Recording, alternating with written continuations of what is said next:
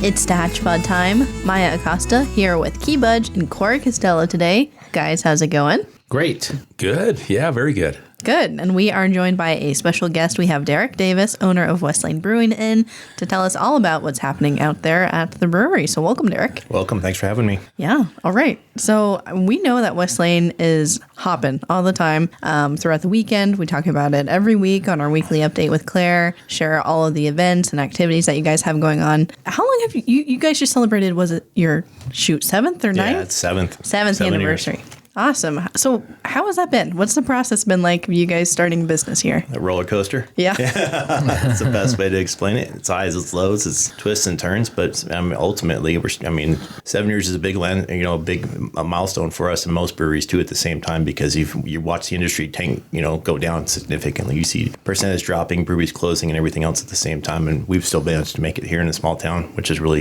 it's a blessing in disguise for sure. Yeah, absolutely. And you guys are part of, it used to be called, the Beer Mile? Mm-hmm. And of course, we've got LCB over there as well. Mm-hmm. But you guys both offer different activities and, of course, different types of beer and things that suit all sorts of interests mm-hmm. and appetites, if you will. What is that like, coming up with new sorts of beers and things to offer on tap there at the brewery? Well, that's a great question. Two things. Well, our beers are different but the same at the same time. So we try to do different styles, more European styles, where LCB is more focused on the hazy IPAs, strong ABVs, which they're fantastic and they do a really good job. So we kind of do the exact opposite. Okay. So you can two crowds will go two different places and they both migrate back and forth, which is good too. And when they've got music going on, they've got a great open mic thing on Thursday nights. We had that for a while on Wednesday nights, and then most of the crowd was going there. So we focused on some other things too at the same time. So we try to do things that aren't the same as other businesses around and everything too that have nightlife. Yeah. So you guys actually talk to each other? Yeah, pretty often actually. Probably I would say at least every couple of weeks we reach out to each other and to see what's going on and everything too. Share things back and forth. If I'm short on something, they provide it. They're short on something, we provide it too. So see, and that's what I think is really cool and what we find more fascinating. And as we talk to local small business owners, mm-hmm. is you guys you're direct competition, yet you work together in a collaborative nature, so that way you guys both can thrive within the community and not trying to kill each other. But like you said, you're doing something different. Yeah. And it gives people a choice. They want to sample a little something mm-hmm. different. They go from one to the other. A lot of the same clientele you share. So why not give people multiple choices and both businesses can be successful? Right. And then just getting people in the door. And it's an experience, with people worried about the economy and things like that. It's the experience when you want to come in that door. We got to make sure that your experience and your money is being valued and your time is being valued too. So whether, me and Jess are there talking to customers at night, or the music that we provide, or the beer, the food, just the environment's really thing. Because we're humbled for everybody that comes in those doors at the same time. So you have to make it a real environment for them to come into and spend money. I think COVID made you guys change everything. And we talk about that over and over again, but you guys had to figure things out when the state said, hey, we're shutting everything down. And you guys, in order to keep doors open, you had to there was a food requirement and everything kind of changed. And then I think, Corey, you can probably speak to this very well. All the different businesses started working together and we started seeing communication, collaboration, and to keep local eateries, catering type businesses alive. You guys figured it out to keep the music scene alive, get musical artists going. And all of a sudden, you've got 3 different entities working together the same night at the same location. Yeah. Yeah, and it's like COVID was interesting, and it forced our hand in a few times because we just were open about a year and a half or so before that happened, and it really made us start thinking about how we can sell beer if we want to survive, and that pushed us into canning and getting distribution more and things like that, and then really focusing in because I don't think we had a lot of music going on or entertainment going on there, and that brought people out. People wanted to go out and be outside, and if we can entertain people like that and provide them a nice environment to be in, even outside too, that's the way, that's the way we're going. Yeah, and there's a lot of just not only just collaborations but cross promotions and stuff happened and that sort of thing, and folks are able to, when it was to-go stuff and all that, but just being able to kind of cross-promote and utilize the restaurant sometimes to become the caterer for those events and that sort of thing, and that way you both were making some money and then, staying compliant, and then at some point we just threw it out the window because it made no sense. Just went back to work, went back to business because the state was all over the place with it, but I think we were able to weather the storm for the most part. But it made you guys reinvent yourselves and kind of look at the business model and say, okay, what do we have to do to make the change to work within the rules that were being gosh, they were changing. It seemed like almost daily, if not moment to moment. But you guys, this Tehachapi region thrived. Yeah. You guys, between the wineries, our brewers, you guys figured it out. You brought in all the food industry, and then you brought in the musical scene. And today I really wanted to hit on the musical scene, but to me, kind of COVID helped kind of push that forward. It was funny because Jess and I brought this up the other night. COVID was probably one of the most funnest times at the brewery because we didn't know what to do and we didn't know how to do it, but we still did it. And that we were just, every day was a new weekend or, something else was going on. What can we do next? And the people were happy to come in and, just get beer, just relax and just see people outside and have a conversation. So it was kind of a fun time to just kind of recreate yourself every single week, it seemed like. But it was interesting. And it's just kind of led to everything that's like present day. Well, let's talk about the music aspect. Yeah. I mean, right now, my wife and I were over at your place just a couple weeks ago. We saw a country artist out of New Mexico. He had some local ties. Tim.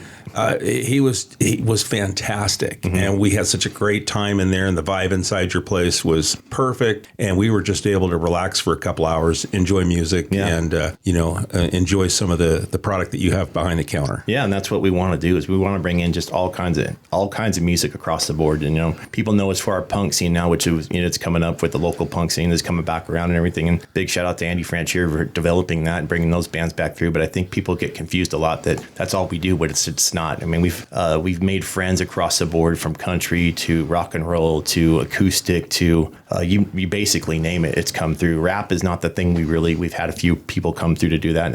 And the vibe is a little different.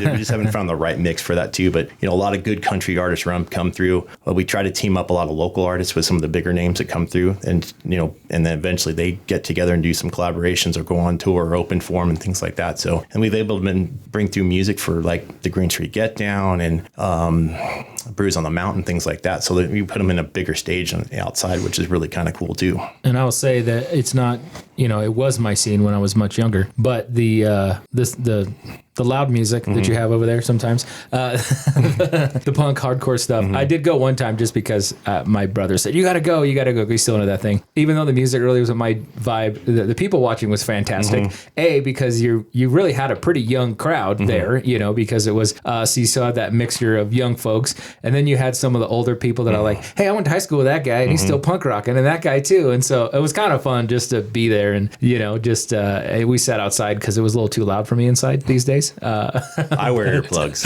I can definitely see how that is a veteran move for sure. But it was cool. It was still fun. It was fun people watching, and we're usually waiting for the other bands to show up. Those are our nights, but it was just kind of cool to see what was, and it was a good spot for the younger kids to do something in a controlled environment. They paid and that sort of thing. And so, it was, they weren't out roaming the streets. They're out there and it's listening to music. It's real cool to see the bands that have come through. You have a grandpa, a dad, and a grandson all playing in the same band, or the whole family shows up across the board because they have deep roots in music and everything too, which is really kind of neat to see. Yeah. And I can't tell you how many bands have been spun out from playing there.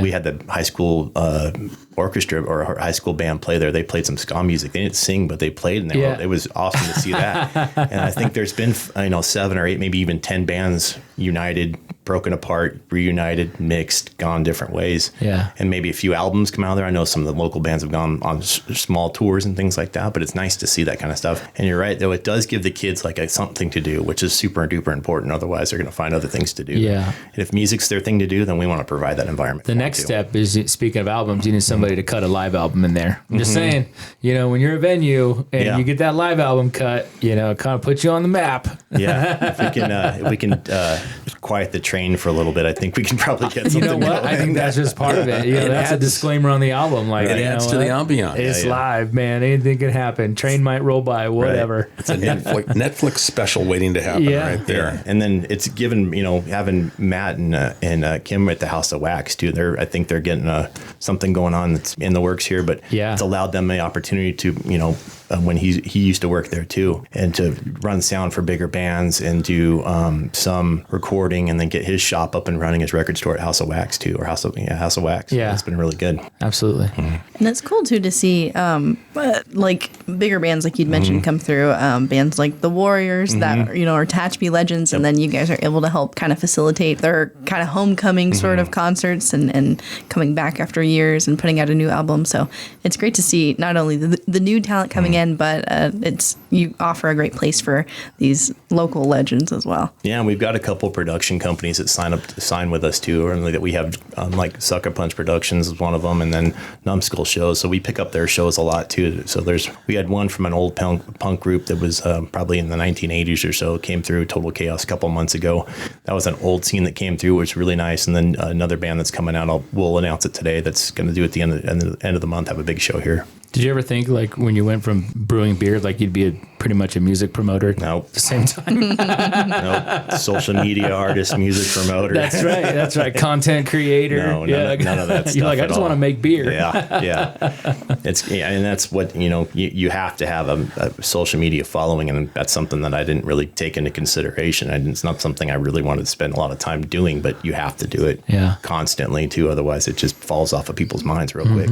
Yeah. Is it Instagram that's the platform? Yeah, that's the one. I mean, that's the only one I'm kind of mess around with, or we kind of mess around with. I mean, we probably could get on Snapchat and TikTok and all that stuff like that, but man, my time's limited when it comes to these kinds of things sometimes. Yeah. I know that we've been in Maya's books bands for us here at the city, because now we're in the music scene thanks to you. Yeah, no, thanks to us. Thanks to everybody. Well, it's, I guess, Farmers Market a few years ago kind of kicked it off, having live music. Right. That was just a good feel. It just felt right. It was a good combination, and families hung out, and they would eat their food, enjoy the music, and then go back into the blend. And then it kind of morphed again when all of a sudden there was an idea that came from you about Green Street Get Down.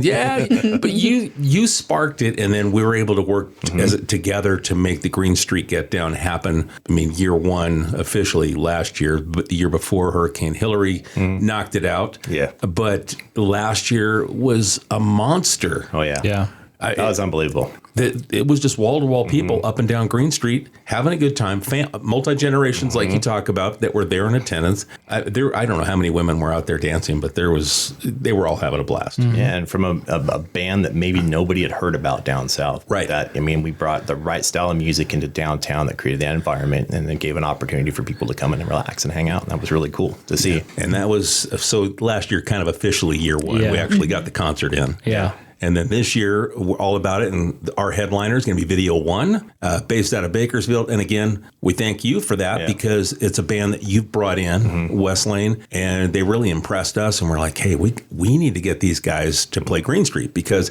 again, it's going to be multi-generational. People are going to want to be out there dancing in the street, enjoying a summer night in Tehachapi. Yeah, and that band is, and we try to do a good sourcing of our music that comes through too, because like you said before, I mean, what everybody else has got going on around here, you've got the local 5 or 7 people that rotate around all the time, but we want to use them, of course, but bring in some other folks too to expand that.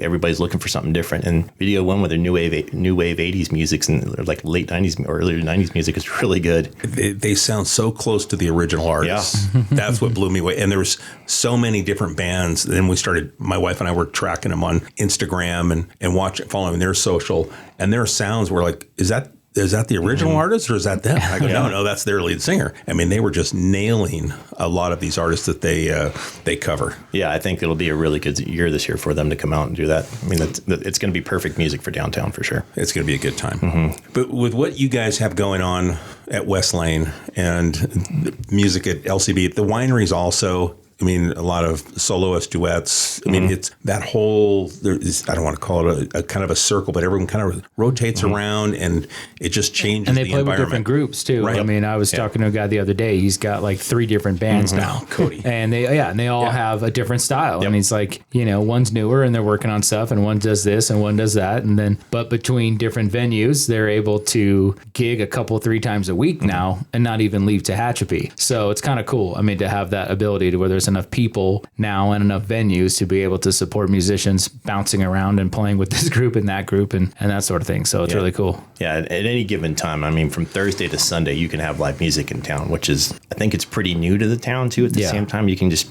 throw a dart on the map and go, oh, there's live music there, and go out there and check that out. It's just the setting that they're in and everything, too. It can be from outside acoustic to the wineries to warehouses to streets to fill in the blank. We come in like a little Nashville over here, which is kind of neat. Right, yeah. We just need a recording studio. Or do we have one that I'm not aware of? I might have seen an application the other day for something along those lines. There might be one coming through. Stay tuned, folks. There might be something coming through. Yeah. It won't be at Westlane Brewing, but it's something nearby. Interesting. That's one of the ingredients. And so we've got someone that's ready to plug it in. Yep. And we've been strongly encouraging that person for a while to do it. And I'm glad that they're getting to their dream, their goal, and their future right there for sure. But again, so this person's going to operate this business, collaborates with you, has conversations. You guys talk, brainstorm. We've met. But you have those kinds of conversations. That's the beauty of this town. I think is this nature of working together, want you to succeed, and they're not thinking about themselves in the midst of it. And you don't need necessarily like a record deal anymore, right? Like obviously that's going to get you your large scale play. However, just like with books, you can self-publish, and the same with music. You can self-publish your music when you find the right recording, rent a studio, and you lay your tracks down, and you can put it on Spotify and Apple Music and that sort of thing, and get it out there, and then get suggested on playlists and that sort of thing. I mean, you may not be a millionaire like if you had a record deal, but you can get your music recorded and distributed without having a giant distribution house and have to rely really on local airplay to get your songs out there. I mean, now just because of the internet and self-publishing, you can get it done. Yeah, the independent scene is where a lot of folks are succeeding. I mean, I think that's where Zach Bryan got his start there too. So he's a prime example. Like if you follow him a lot and listen to his early stuff, that's where he came from. Yeah, and it's usually better. Yeah, a lot of these local musicians. I mean, there's some untapped talent here for sure. I mean, Darren Lee is amazing when it comes to country music and things like that. And there's some other folks too, like Tim Styles coming through, and he's just to catch him. We're lucky enough when we pick him up when he comes through, and he always likes to play there too, which is a crowd he really enjoys. But we've had Justin Lawrence has come through from Clovis, and then we've had a bunch of other folks too from down south, reggae wise and everything too. They're all on the verge. They just need to be discovered a little bit more, So that's really cool to see. When is Dub Seeds coming back? That's just all I know. Summer solstice, June 20th. Okay. Yeah, we're having summer solstice party. I love those guys. Yeah, they're super. My wife's not good. a big fan of reggae, but I'm like, we're going anyway. I don't care. I love it. They're great. And then that band, and their reggae covers are hilarious. Great too. Another band too from Bakersfield that just started up called Morning Drive, and we just had them at the shop not too long ago. They just started, and it's a dad and a son, and a few other folks too. Okay. And they're super good, and they're kind of come back. We're doing a senior send-off party for the seniors of high school on the Sunday the 8th at the Brewery, and they're going to be playing then too. So, nice. Yeah. What's some of the success that you've had with working with some of your other business partners here in town? You've got some of the food places that are there. Right. You've worked out some great working relationships. Mm-hmm. That's what in this town you have to. There's no effort or energy to be enemies with people because it's just going to backfire in your face. We've throughout Kern County we've been able to brand beer for certain places like the Joint out in Randsburg. We brew all their beer for them too. The bar that's out there is really kind of cool. So very cool. Yeah, that was really neat to be able to pull that one off. And even through the summertime they've been using it and selling it and everything too. So that's really neat to have our beer and see our labels or see their label, but we know that's our beer out there, which is really kind of cool to see. And just the local relationships. I mean, I think our beer's in every restaurant up here except for just a couple of them, which is good and bad. It's nice that it's there because we're only open on the weekends, but it takes away from people coming into the tap room. So we have to make the tap room a place that people want to go to, even though when they can go to TK's or Domingo's or somewhere else like that and grab some of our beer there. And when we place our beer around town, we don't give the same beer to certain people. We give it, so mix it up. So if you want to find red, you got to go to this place. You want to find IPA, you got to go to this place and stuff like that. So you can't just go one-stop shop. We still want you to come in the brewery because that's where the experience is. What's going to be on tap for the summer in terms of brews? Like, what do you have? Anything? Oh yeah, we're switching to special ones? Yeah, our summer beers are coming out right now. So like Pale Rider's coming back, which is our golden stout with coffee and coconut, and we got our watermelon ale coming back like that. So all of our summer stuff is it's in the process right now being made. So cool. Yeah. My wife had a coconut beer. Mm-hmm. She loved it. Yeah. thought it was just that. She goes, okay, that's what I want. You gotta remember, I just went up and said coconut. Yeah. And now in like our golden stout, which is just a dark stout with no dark grains on it. So it's more coffee forward flavors and everything too. So that goes well for the summertime for the people who like those little stout beers and everything. So when you go from season to season, what goes in mind? Is there a pattern, or is it just your creativity? You can track trends and things like that. And we've seen them. We're by no means professionals or experts at this stuff. We just kind of trying to get through one day at a time here. But, people tend to drink more citrus flavored beers, lighter beers and things like that during the summertime. In the wintertime, they're more malty, heavier. That's when the stouter beers and the reds and all that kind of stuff come through. And we blend those back through and everything too. And then we'll break out the slushy machine again this summertime. So we'll have slushies and everything with our seltzers and things like that all year. Now, we've just got through having our city council approve the entertainment zone. So I don't even know if we've talked about it on the podcast. I don't think so, no. But So, Corey, tell the folks entertainment zone, what that means, and then we'll bring in Derek to what that means for him. Yeah. So what it basically does is this was created right after COVID, actually, for the city and county of San Francisco, because they had so much they'd closed so many businesses. And so some of their more, popular areas with bars and restaurants, they wanted to say, hey, we want to give an opportunity for people to like consume offsite inside of this area, because they're bar hopping, whatever, but then they don't have to like finish their drink and walk outside. They can carry it with them. And so that was kind of the intent of it. And so it was only for San Francisco at first. And then a couple other cities after they rolled it out said, hey, well, what about, other, it really was larger cities making the case for it, LA and San Diego. They did some stuff in the Gaslamp Quarter. And so they wanted to allow that too. So a law was passed, SB 969 last year, that said, we're going to open this up to all the cities. And any city can basically say, okay, this is my entertainment zone. You kind of cordon off an area. You get police approval. You have your council pass an ordinance with days and times that it's open. And it basically allows any alcohol licensee inside of that area, which for ours, it's Tashby Boulevard to to E Street. And then Curry to Robinson. And anytime we have a special event, the entertainment zone is effectively open. So any of those businesses inside that have a beer, wine, liquor license opts into the ABC, says, I'm going to be taking part. And then we'll work with them on, there's certain things they can't do. They can't sell in glass. They can't sell bottles. They have to sell it in a plastic cup. They have to do some age verification, wristband type stuff. But it kind of eliminates the need necessarily for like a quote unquote beer garden where you're like caged up. You'll be able to kind of, example, Stray Leaves, you could buy wine in a plastic glass and come out to the concert. You don't have to stay on the patio like you did last year. Special events, same sort of thing. And it also opens up opportunities for folks like Derek and Westlane, even though they're out of the entertainment zone, but if they're doing like a tap takeover at a licensed establishment inside, same sort of deal. Like they can get their beer sold and people can go in, buy a beer, and then walk back out into the entertainment zone. So it's just a good opportunity to kind of open up some of these things without having to do traditional beer gardens where, folks are just caged around standing instead of walking around and enjoying the festival, farmer's market, whatever it is. So a farmer's market's going to kick off our first entertainment zone, which is in early June. Derek, are you ready to announce? Is it official, or just look for us down there? Okay, then you'll have their beer will be available at one of the licensed establishments inside of the entertainment zone. Tap takeover near you. Yeah. Look for us on Thursday nights downtown somewhere. Somewhere close. It's just a way, and we were the first. I'm gonna say we might be the first city to actually have adopted it in the state, because I had when I worked with the legal team, and they've got offices all over the state, and they said outside of San Francisco, no one's done this yet, and so they're like, so they actually did a lot of our ordinances copied from what San Francisco had, just because that was the only sort of entertainment zone out there. And then right after we passed ours, I got a couple emails from folks in bigger cities down south, like, oh, we're getting ready to take ours forward. Like, we looked at yours, and you're one of the first people out there. Yeah. So it really wasn't intended for small cities, but for us, because we have so much going on downtown on Green Street in the summer, it was and throughout the fall, it was a great opportunity to open up that area a little bit, and it'll really, I think, add to certain events. That's for sure. Oh yeah, I mean, there's sky's the limit for what can happen and it's going to happen downtown. That's for sure. So. Yeah. Well, and part of it that people don't understand is that ABC the alcohol beverage control here in the state of California, their rules have kind of flowed a little bit. And depends on the event type. Yeah, so farmers markets, if you have a farmers market, there are certain rules that apply. And then it really restricts and limits you having a beer garden, and then you can only give a 4-ounce pour, tasters. And you can't have, so those that go, I want to have a beer and be able to just kind of walk around and enjoy it. Well, this is how you're able to do it. We figured it out, because it puts a lot of restrictions on you, limited space, and people have to stay in that space, and they only get the one tasting.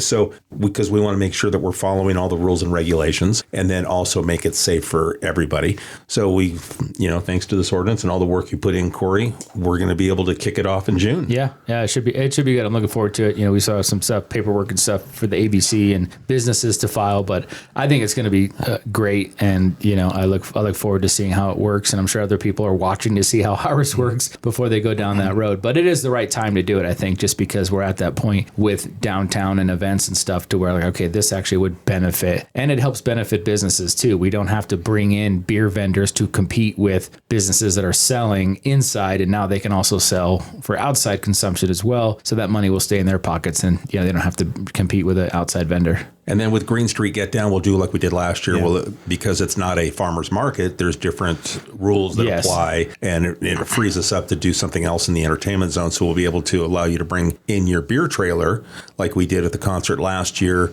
so that we can actually have it out on the street to go along with the businesses that now can do the off-site sales. Beer, if you're not a beer person and you're going to do wine, well, then you can get it from Stray Leaves and walk into the concert. If you want a mixed drink, you get into Wellness and get that, and walk out on the end of the concert. So that'll help. It'll be a lot of variety for people. And I think that's really going to be, I think, the biggest beneficial event will be Green Street Get Down, to be able to have those concerts and kind of have, that ability in the entertainment zone to utilize that ordinance. It should be fun. And like I said, when we got, last year was 1.5 because the first year there hurricane kind of rained us out. That was still a good turnout for that, because we put everybody back in the shop, and then, it was packed in there. But having everybody outside, there was a couple thousand people down there real close to it. Yeah. So, how much beer did you go through? I think we went through 3 barrels that whole entire night. Wow. So that's,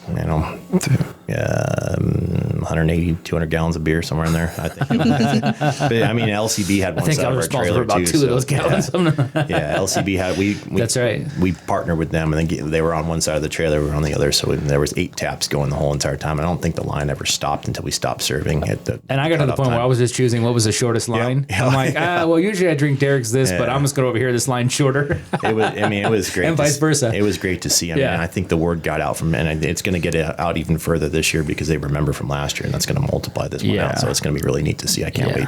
There were so many people that just enjoyed that event. So, that was, you and your wife, Jessie, idea that you pitched to us, and we said, how can we get involved, working together? And then just getting all the businesses, there was, and we timed it at the end of Mountain Festival, the day that takes place at Central Park.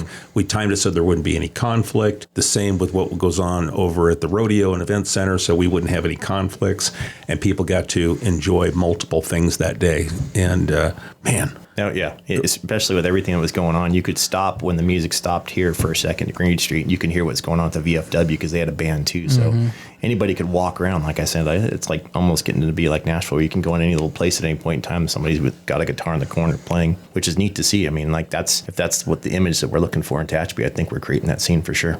Yeah, people come from outside the area. And now, let me ask you, as a business owner, I'm sure you hear someone saying, hey, I drove up from somewhere, to check it out because I heard about this, that, or the other. And not this last weekend, because that was more of a local crowd, because the locals band Mill Street Exit was there. So there's all kind of the regulars, and the regulars that bounce around following them, and each band's got their own following. So that's like neat. But that Morning Drive band that came up, a lot of folks from Bakersfield I've never seen before at all, and a lot of folks from Lancaster that you've never seen before. So your commuting area, your demographics there are coming around. So you never know who's going to come in. If you ask me to bet a paycheck on who's going to come in tonight, I'm going to lose. I'm going to lose, because I don't know anymore. It's like it's a random crowd, and you've seen the folks that maybe have stopped drinking, and new folks coming through and everything too. And we get a lot of transients coming, people traveling through that, Google us and LCB and the wineries and things like that come through, which is kind of neat to see, So, and bringing life down to downtown now is huge. I think this is a perfect town to have that, and now we've been able to do something like that too, which is really, really important. Yeah, and we've had some, there's been some the Sheridan's Antiques, they retired on the antique portion, still doing Kelsey's, but they retired on the antique portion. So, they own that building. They're looking to lease that out. And then there's been a few others that have relocated to different shopping centers. They started down here, and maybe this wasn't the traffic they're looking for, and so they've moved. And so there's already people lining up to take that space, and they're really, they're eclectic and different, which is good. I think we're going to have, the antique side was great for a while, and I think there's still a presence of that, but we're moving to that sort of like more tourist shop where there's going to get foot traffic, people going, oh, this shop looks unique. Right. This looks different. Let me pop in. And so I'm looking forward for the next, probably 3-4 months as we see sort of a transition of some of these businesses downtown that have either retired or they're moving to a different location in the city. What that kind of crowd looks like downtown, because I'm going to see a little bit of a change, which is going to be great. Yeah. And then just keep bringing events into town. I mean, we've been hit up by the California beer runs where they want to do a 5K in town here, for the beer focused runs and things like that. So it's kind of funny how many people like reach out to probably us and Tyson both to bring more events back into town and things like that, which is really kind of cool. Yeah. So it opens the door. I mean, it is a community by far. I mean, alcohol, whether it's beer, wine, or whatever, it is a community, especially the craft brewery industry. It's like I said, it's ebbs and flows. All of a lot of highs. Pre-COVID, COVID hit a lot of lows again when people are closing and everything else are consolidating. And it's just been a wild ride, but I mean, the community is still strong. The beer events are still strong. And, we're still putting those on throughout town too. And then, Lancaster, Bakersfield, and all those places too, in Mammoth, we all participate in all those ones too at the same time. Yeah. I'm curious what has I know like the distilled spirits industry has struggled recently, and there's been a lot of different reasons as to why. I think they got to a COVID high because people were drinking more liquor during COVID to cope. Yeah. And then that kind of settled down, and then there's issues now with tariffs and that sort of thing. Right. But even before that, they were saying it's the distilled spirits industry, especially bourbon, Jack Daniel's did some layoffs. Like have you seen any of that impact on beer sales and that sort of thing? Yeah, definitely, and rightfully so. I mean, it's just how many beers can you drink in a day or a week or something like that if you're trying to be reasonable. Well, if you're betting me, I know. I can sit down and have a conversation. That's for sure. But I mean, and rightfully so, we're only open 2 days a week. So I mean, that's why we want to provide that experience when you come into Westlane. We want you to enjoy yourself. Like tomorrow night, we got music. Friday night, we got music bingo going on. If you haven't partaked in that one, it's pretty cool. Can't really explain it. Still trying to figure it out, but it draws a big crowd. That's pretty awesome. Nice. And then on Saturday, we're doing the all-out adult prom because the prom's going on in town for the high school kids. So all the folks that still miss their senior proms and everything get dressed up and come on over. Awards for best dressed and everything too. We got a DJ that night. So we're trying some different things so that just bring community together more or less. And that's always been our focus. I mean, our motto is beer made for community, and we're not going to change that. That's what we're standing on and everything too. So if you're looking for conversation and just fellowship and things like that and community, that's what we're here for. That's what Westlane is all about. Yeah. Nice. And I think it's important to note too, you guys are all ages, right? It's an all ages establishment. We don't have hard alcohol. So once you bring the hard alcohol mix in there too, you gotta go back to your bar now. So. Yeah, and it's a tasting room. It's not a pub. Yep. All those things. Yeah. All those different differentiations. And you've got food available. Yep. All the time. And like going back to the COVID thing. I mean, when restaurants were struggling and everything too, we worked out through all those folks to come over to serve food at our place at the same time too. So it kept them. I mean, I don't know how much impact we had on them, but it gave them an opportunity to sell food at places they couldn't sell before. Yeah. So I think it helped create true catering businesses. Catering aspects where they became portable. They understood how to pare down a menu to instead of offering this that would take 40 minutes, people are being served quickly with food. And for my wife and I, we always love pub food. Yep. So it's like when you go out to your patio, and all of a sudden it's street taco night. It's like, all right, that's going to pair better with this one. I want the hazy. Yeah. So, I think those are the things that, we look for when we travel. And obviously when people kind of roll through town, they Googled, local breweries, yours pops up.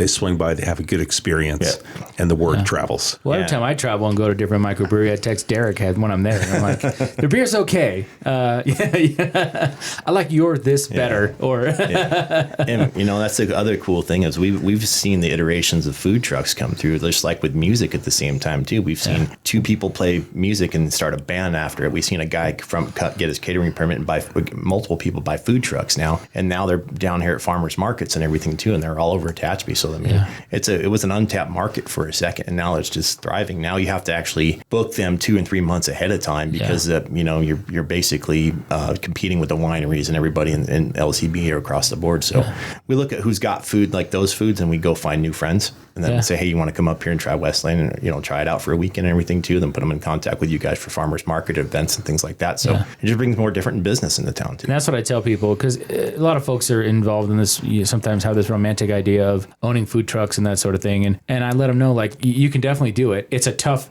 We're not LA. You can't necessarily. You don't have the traffic to sit on a corner, but you need to get connected with the breweries and the wineries and the special events. That will keep you plenty busy doing that sort of thing, because we're just not the foot traffic area of having 8 food trucks lined up in downtown LA right at lunch hour. Like, we don't have that. But your money is going to be in connecting with business owners that have these special events or breweries, wineries, that sort of thing. And it put them in a lot of the food trucks put them in contact with, because we get a lot of COs that come into the brewery and everything to music, and then they coordinated food trucks. So they have food trucks out there every week now, or almost every day. So it puts business back on the food trucks coming out there at the same time. So it's a networking thing, and 100% it is. And relationships is what it is. So.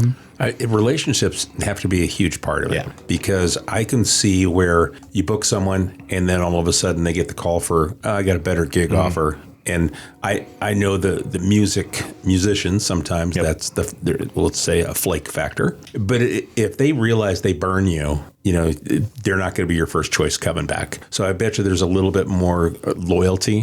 And then so with that, and I think probably you guys have to be loyal in the business community too, between the wineries, and not undercutting or, I'm going to throw them an extra $50. Let's get them over here. Yeah. You can just it puts a bad taste in everybody's mouth across the board. I think we've got relationships well with everybody. Some we network more with, some network less with. It just depends. But I don't think anybody up here is ultimately out for anybody else at the same time. Everybody's trying to run their business the best they can. They're trying to be artisans in their craft and everything too. And everybody's a little different. I mean, like, I couldn't tell you the difference between a red wine and a red wine and a red wine, but everybody can across the board out there, which is really cool to see. I mean, having a wine region, microbreweries downtown and everything too, it's given people a reason to come to Tehachapi outside of and then having the music on top of that too, plus nice weather. Looking at trains. I mean, fill in the blank. It's starting to happen up here, which is really kind of cool. Yeah, very cool. So what's next? Thursday. Let's say that. The next day. Lots of things. I mean, Jess and I have a lot of ideas that we want to do. It's just the timing and the fit. Can it work? And with a high school senior this year, we're going to, it's going to free up a little bit more time, but we still both have full-time jobs and everything too. What's next? I mean, the next big logical thing that would take a little bit of undertaking is getting a real building. I mean, like, no offense to the building we have now, but something bigger, outside area, trees. I mean, I would love to be downtown at some point in time too. We're just kind of seeing what's going to happen this next little bit. It is kind of frightening, or concerning at least, to see a downturn in the beer industry. I think they're forecasting the last year and a half 21% down. So those are big numbers when your margins are slow. So we've been maintaining and staying the course. Everything. We haven't tried anything wild yet. We brought music in, new food. Some different styles of beers and here and that. But we're staying the course, which is pretty cool. Especially in a smaller town, a transient town like this too. With getting people, like I said, getting people to come out and make the experience like positive is the best thing we could probably do, and focus on customer service and then beer quality too.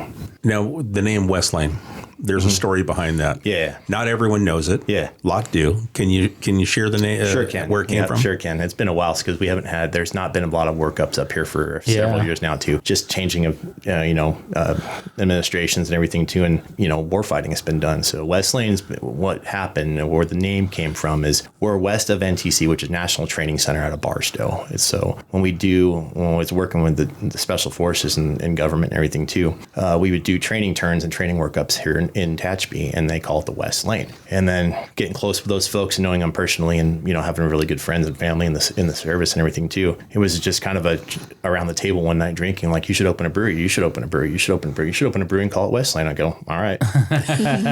So that's what it is. So north of NTC is Northlane, and east, so on and so forth. But that's where the name came from. And there's a lot of little secrets around the brewery. You can probably find team patches and flags on the wall from Afghanistan and Africa and everywhere else the teams have been deployed to. There's still some workups here, but not to the level they used to be doing the full scale workups and everything too. Yeah, it's been a while since they've contacted us about doing one. Yeah. Several years. A lot of those folks that were here now are in, like, one of them, I won't say his name because he's still active, but he's over in Eastern Europe. He's a full bird general now. So he's one of the guys running an area completely now. So, yeah, it's cool to see. But yeah, there's been some folks come through from the Westlane, the true Westlane, not the brewery Westlane, from the true Westlane into Westlane.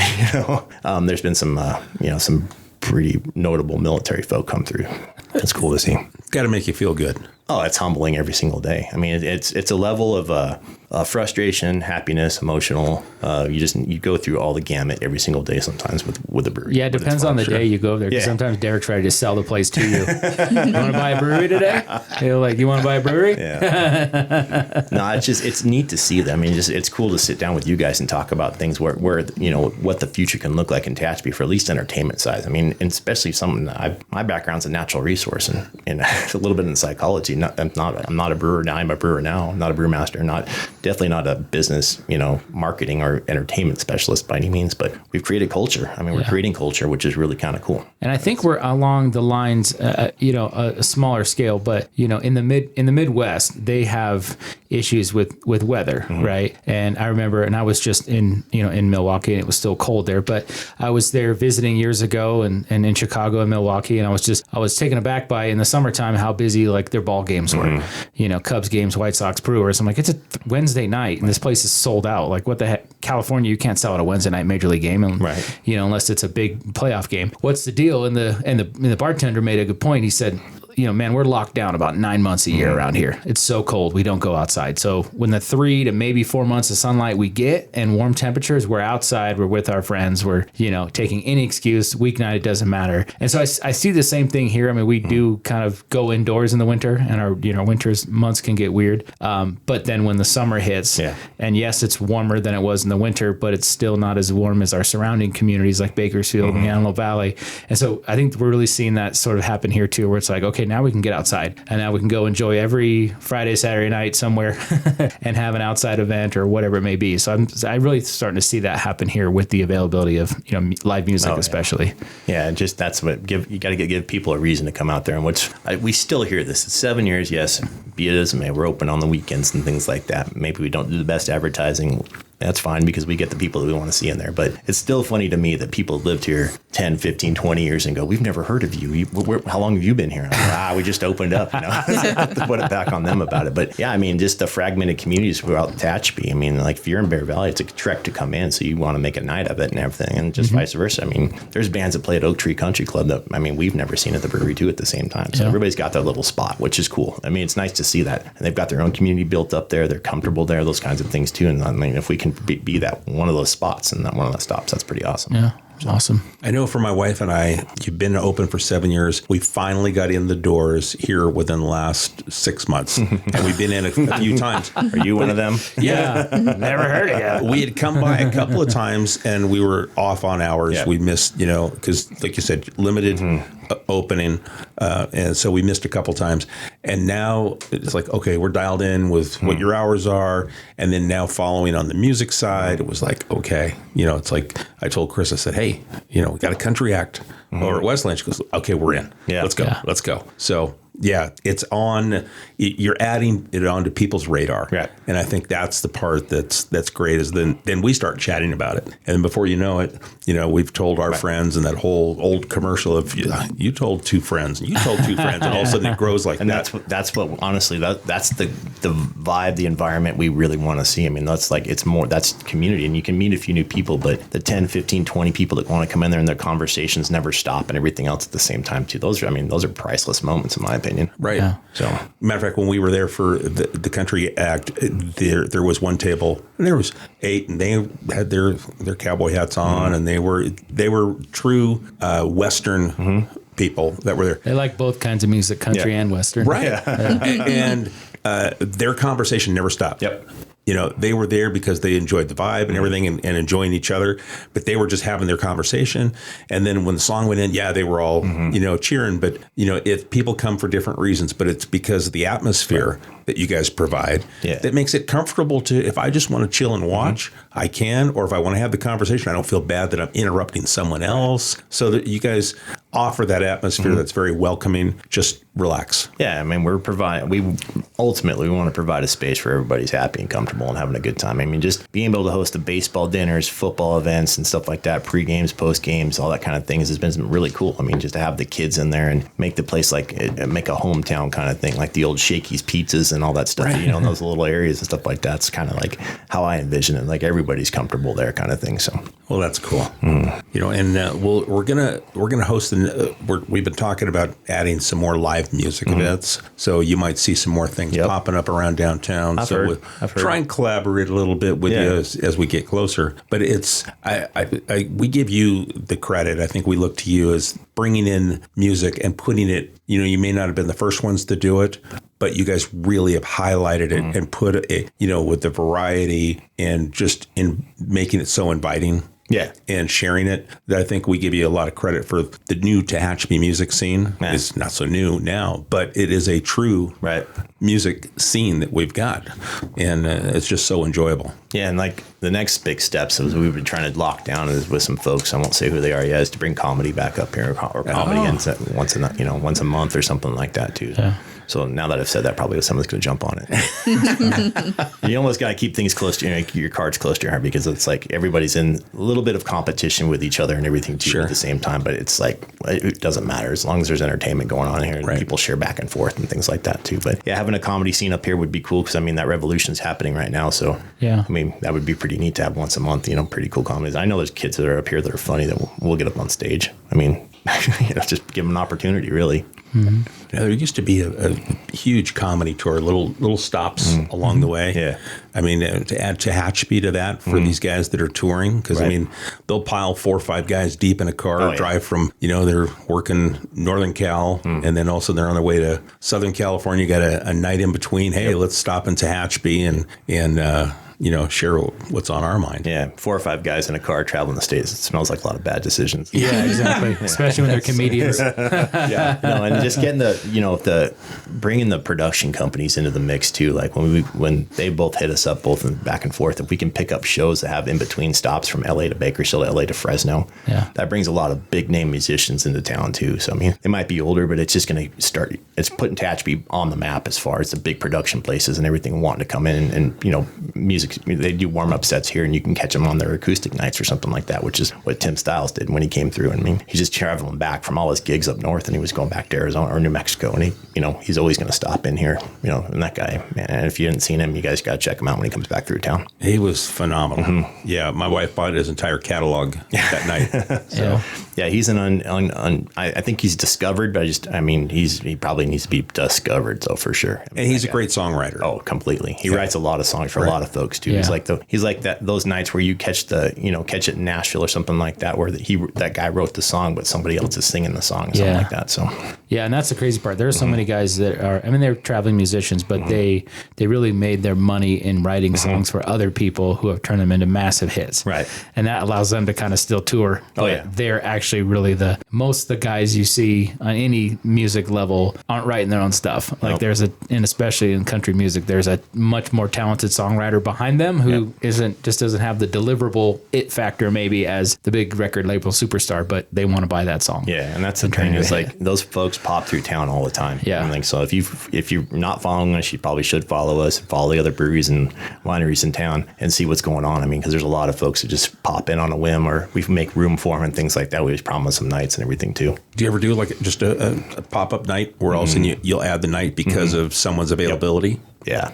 Okay. And the only way you're going to find out is if you're following Westlane Brewing Or you just happen to be in there too. Right. Yeah. Now, how can people follow Westlane's message? Where are you at on social media? Instagram, Westlane Brewing, and then Facebook as well. We're not on Snapchat or TikTok. We might be. I'm not sure, but like I said, I know the marketing manager for Westlane. He's not the best when it comes to these advertising things, but they could get better. I need to hire a 17 or 18-year-old to do this kind of thing for me. Maybe a daughter or something like that. They can do it. But yeah, that's what it is. And then where are you guys located for those that don't know? 207 East 8th Street. And if you go outside from the studio right here, and if you're a good throw like Uncle Rico and Napoleon Dynamite, you can probably hit the brewery just across the tracks on the right-hand side. That's where it is. Very cool. Yeah, big orange sign on a black building out there. So Good Excellent. stuff. Yeah. Derek, anything else that you want to make sure that we touch on? Nope, just for new listeners that haven't heard of us and everything, or heard of the scene in Tehachapi, it's worth checking out. I mean, between local craft beer, us, the wineries, and everything else, and what the city of Tehachapi's got going on, we're rolling into warm season now. So get your shorts on and come and enjoy some nighttime music and some entertainment in town. And try some beers too at the same time. And Absolutely. your hours of operation? We're going to go back to Thursdays through Saturdays, and it's all going to be from 4 o'clock to 4 to 8 or 4 to 9 on Thursdays and Fridays, and then Saturdays is 2 to 9. Okay. So Awesome. Yep. Definitely recommend checking them out. As you said, there's always so much variety of entertainment and food and drinks and whatever. The whole gamut. We've got lots to offer here in Tehachapi. You just have to go check it out, and then you'll be hooked. Yeah. And if I happen to be there, you can buy me a beer. Yeah. So, Yeah, there you go. The first round's on you. maybe the next. Actually, I found that trick is actually buy the first round. They don't pay for a drink the rest of the night. Yep. That's the trick. Yep. Well, great. Derek, thanks so much for coming Yeah, in thanks today. for having me, guys. Appreciate it. Yeah. Key, Corey, thanks for joining us. Absolutely. And for everybody listening, if you have a question or comment for Derek or anything that you heard on the episode today, you can email us media@TehachapiCityHall.com, and we will get that directed to the right place. As always, thanks so much for tuning in, and we'll catch you back here next time on Tehachapod.